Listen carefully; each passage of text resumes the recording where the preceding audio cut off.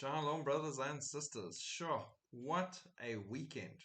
And people still want to say they don't see the end of the world is here, that prophetic events are converging at amazing supersonic speeds, and that we see evil on display everywhere. One weekend, and there's so much news to cover. There's so much that went down, so much that they were showing us about where we're at in the timeline of mankind. So let's start just this video specifically and just talk lightly about the Paris Olympics.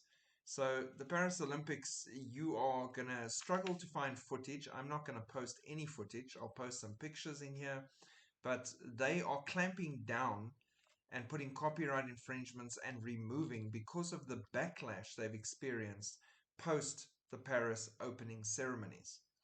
They featured satanic symbolism. They showed the pale horse racing on the water. There's only one water walker. The devil always wants to imitate God and make things like God because he wants to be God. So the pale horse, Revelation 6 verse 8, racing over the water as if walking on water. There were massive sexual overtones, even exposed genitalia in various places. They had false gods on display. They had a beheaded person. Fire and flames were evident everywhere. Kind of makes sense with the time frame that we're going into. Threesomes celebrated and shown as part of this new evil normal of Sodom and Gomorrah. The Last Supper mocked, and the lines coming out behind the drag queen playing Jesus, reminiscent of the Statue of Liberty and other things with their false gods that you can go into, but I won't get sidetracked. And now they're stopping all sharing of footage, images, everything. And like I said, copyright claims taking it down because of said backlash. This whole thing, and I'm going to dig into it a bit deeper, is reminiscent of Luke 17 verse 28 to 30, where God says it will be as in the days of Lot, when the Son of Man is revealed, when he comes. It will be the same. And we're seeing that now more than ever. I say that more on this channel than most other things I say. We are living in the days of Lot and the days of Noah, which our Lord and Savior warned us would be the case at the end of the age, right before he collects his bride. So, 21st century update of Leonardo da Vinci's Last Supper. DJ and producer Barbara Bush, an LGBTQ plus icon who calls herself a love activist, wore a silver headdress that looked like a halo as she got a party going on a footbridge across the Seine River with parading athletes. Drag artists, dancers, and others flanked Bush on both sides. The tableau brought to mind Leonardo da Vinci's Last Supper painting, and that was on purpose. That's not a oops, oh, it looks like the Last Supper painting that happens to be right here. No, that was planned. It was definitely that, what they were trying to do here. It depicts the moment when Jesus Christ declared that an apostle would betray him. Now, before I carry on, yes, they're mocking the Last Supper, and I'm going to go into it some more. But the way they depicted it in that painting is not how it went down biblically at all. So if you want more information on that, I can give you more information from a cultural perspective, how they would have been seated, everything. It would not have been Jesus in the middle, set amount of disciples off to both sides at a table on chairs, chilling with their food in one long line. No.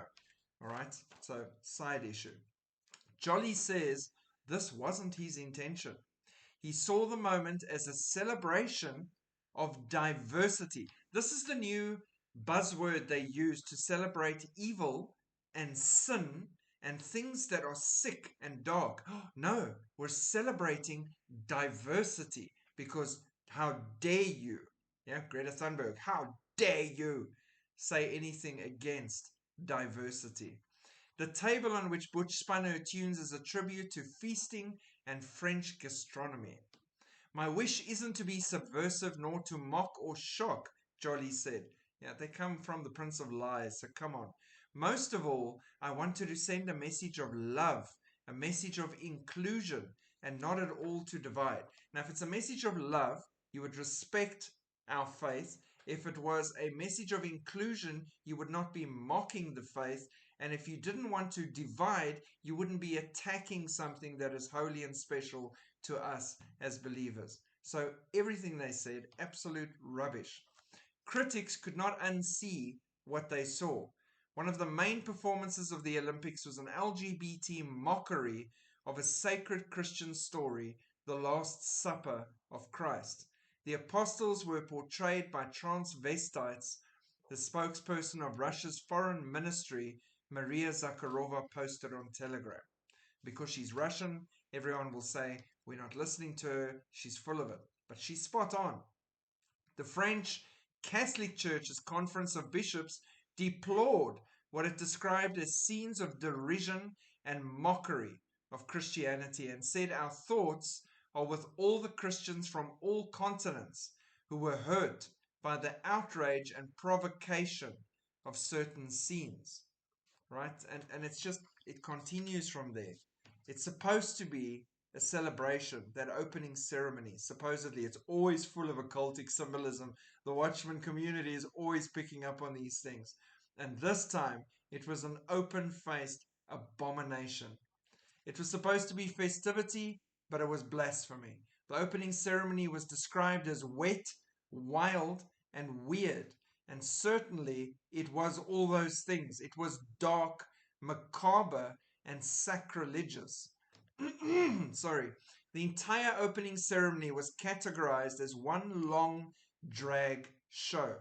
Drag queens did a parody of the Lord's Supper from Leonardo da Vinci, with a woman sitting in the middle with a halo over her head, intended to represent Jesus surrounded by his disciples. Right? Olympics organizers defend the ceremony, making fun of Last Supper, claiming the goal was achieved. Yes, it was. You've shown us exactly what we knew you would. The opening ceremony drew condemnation from American leaders, world leaders, Christian groups, and athletes alike over the depiction of one of the most revered events in Christianity. Paris 2024 spokesperson Anne Descamps spoke about it on Sunday. Clearly, there was never an intention to show disrespect to any religious group. Right? The opening ceremony tried to celebrate community tolerance, Descamps said. We believe this ambition was achieved. If people have taken offense, we are really sorry. Now, that's very much a half sorry. Oh, if you're offended, shame. Sorry for you. But we achieved our goals. What were your real goals? To attack the only truth left on this little mudball. And that is that Jesus Christ is Lord, and that the Bible is the way to read about that. And this is the way, the truth, and the life. And there's only one way, and that is Jesus Christ. They need to attack that with everything they can. Can you imagine if they attacked Islam or Muhammad? Paris would have been burnt to the ground instantly. And they know this. Yeah. When a giant silver dome, this is the next part, lifted to reveal singer Philippe Catherine reclining on a crown of fruit and flowers, practically naked and painted blue. Audience didn't think it was Papa Smurf, may have guessed he actually represented Dionysus, the Greek god of wine and ecstasy. And that whole theme and feeling was on full display. Decadence and ecstasy and sexual aberrations and all those things in your face in the name of diversity, inclusion, acceptance, love. They felt the right thing to do was to mock the Christian faith. Would they ever dare mock Islam in a similar way? Would they ever dream to mock a scene from the Quran in a public way? This is some of the comments that were posted on X. We all know the answer to that. American podcaster Clint Russell wrote, "This is crazy. Opening your event by replacing Jesus and the disciples at the Last Supper with men in drag. There are 2.4 billion Christians on earth, and apparently the Olympics wanted to declare loudly to all of them right out the gate, not welcome." Author Matt Walsh added, the Olympics opens by making a demonic mockery of the Christian faith. Absolutely, yes. Christianity and the truth and anything to do with our God is not welcome right now and being attacked absolutely everywhere.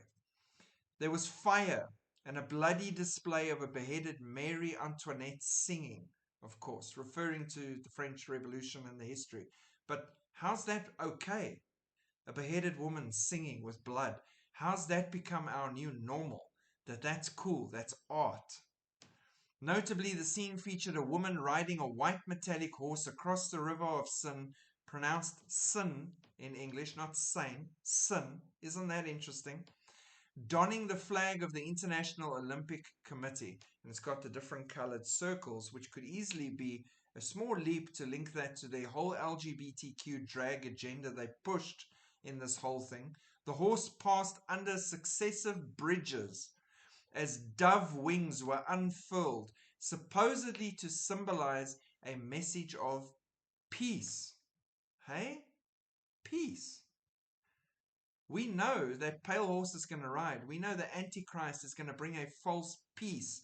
And here you're seeing all the symbolism on the river of sin, right? Now, the river of sin, I dove into that a bit deeper myself. And sin in French, sane, sin, I would have said sane, is a fishing net which hangs vertically in the water with floats at the top and weights at the bottom edge. The ends being drawn together to encircle the fish. Right? Isn't that just amazingly symbolic of what's happening in the world today? They did all these things on the river Sin. And the Sin represents this drag net, fishing net situation, capturing all the fish, representative of all the people in the nations, and pulling them in and drawing them together so they can't escape. Why? For the big haul that's needed for that final tribulation week that lies ahead. That is what you're seeing right here. It's reminiscent of the bloodied horse that ran through London not too long ago.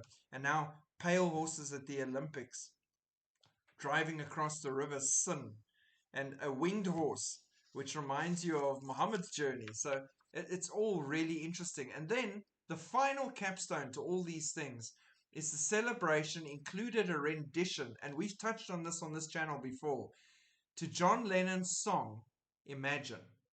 The lyrics are the following. And now you think, as a person that's awake, knowing about the tribulation and what's lying ahead and what their goals are, this is the song that they played. Imagine there's no heaven. It's easy if you try. No hell below us. Above us, only sky. Imagine all the people living for today. Do what you want, sin as you want, no consequences. Imagine there's no countries. It isn't hard to do. New World Order, one control system.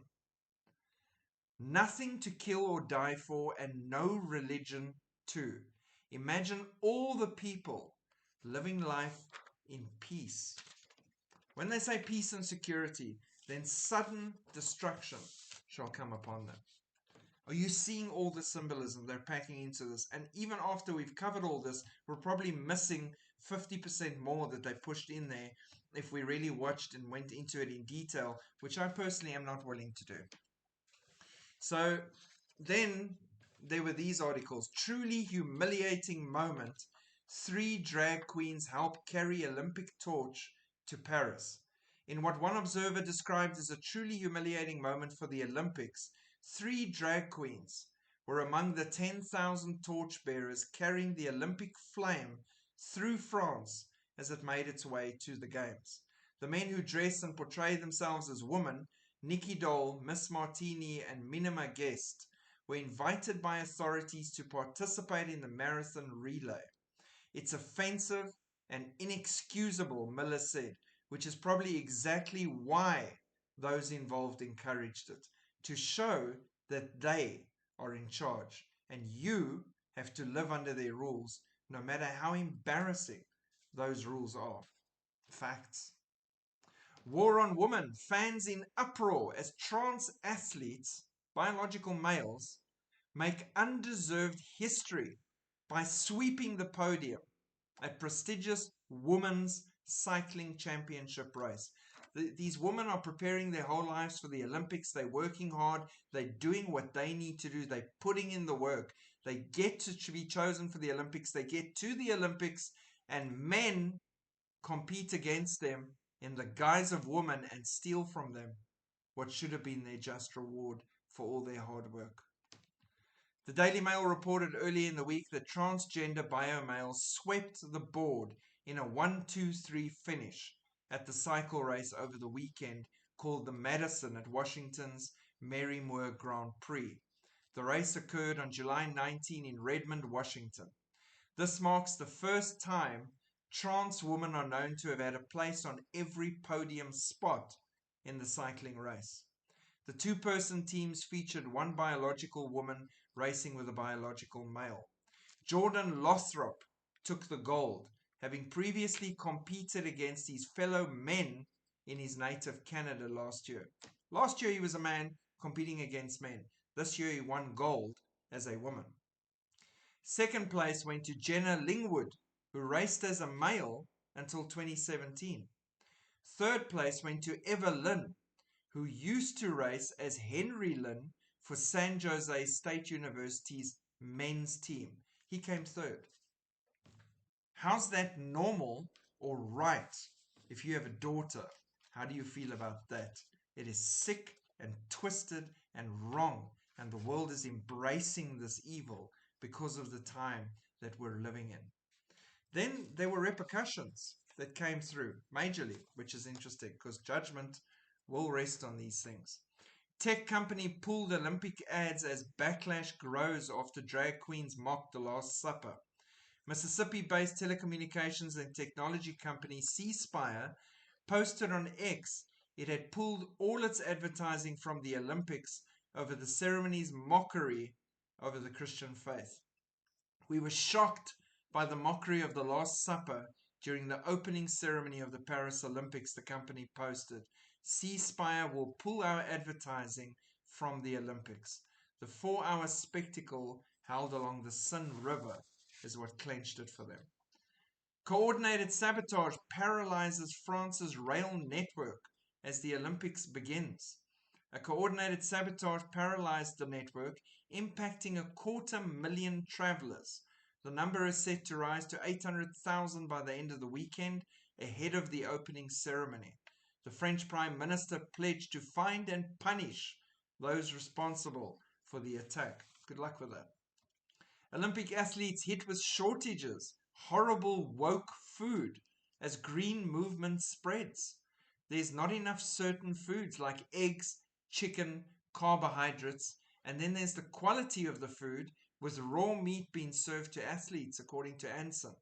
According to L'Equipe, vital grub, including eggs and grilled meats, had to be rationed at breakfast in the Olympic Village on Wednesday. Crowded buses and a lack of transportation means that swimmers who want to go the 10 miles from the Olympic Village to the pool when doing swimming events had to face a 2-hour trip to get there. So chaos in planning infrastructure, food that they need to be able to maintain their energy levels to compete in these races. And it's their woke green food agenda that's not working, that everyone's complaining about. In Paris, Egyptian darkness took over. Again, the terminology they use in these things for me is beautiful because it's so reminiscent of exactly what's going down. On the night from Saturday to Sunday, numerous photos and videos from the French capital appeared on social media, and they showed the streets of the multi-million metropolis completely dark. The Olympics began in the city on Friday, Paris being host to thousands of athletes, journalists, and tourists. Reports indicate the power issues appeared around midnight. Now, interesting again from a prophetic point of view, we're at midnight for mankind. And midnight, it's going to get really dark really fast with a controlled event as well going into chaos. The Friday saw a few hours before the start of the Olympics, the French railway operator SNCF announced it had fallen victim to a mass attack aimed at paralyzing the TGV network. According to SNCF, the disruptions are expected to last until the end of the weekend, which it did. So, absolute evil, debauchery, chaos, and everything on display all along the river Sin, with pale horses riding under bridges, dove's wing representing peace, and a total mockery, onslaught, attack on the truth and our faith, all on display to everybody around the world and celebrated. And this is right before that final week kicks off. No wonder, don't you think? So, yeah, not even surprised anymore, but they are more and more open and brazen and in your face every single day. Why? Because they know their time is short and their time is now. So, again, from our point of view and our side, it is more important than ever to be preaching the word, reaching the masses, and sharing the gospel with as many people as we can while we can, because very, very shortly we will be leaving. God bless. Keep looking up. Shalom.